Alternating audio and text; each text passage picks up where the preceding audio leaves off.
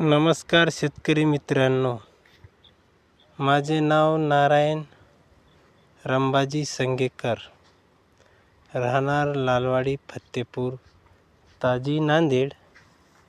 मी माझ्या शेतातील Vestige agree प्रोडक्टचा वापर केलेला आहे. प्रथम बीज प्रक्रिया केलेली आहे आणि प्रोटेक, त्यानंतर ह्युमिक या दोन्हीची बीज प्रक्रिया केलेली आहे आणि दुसरी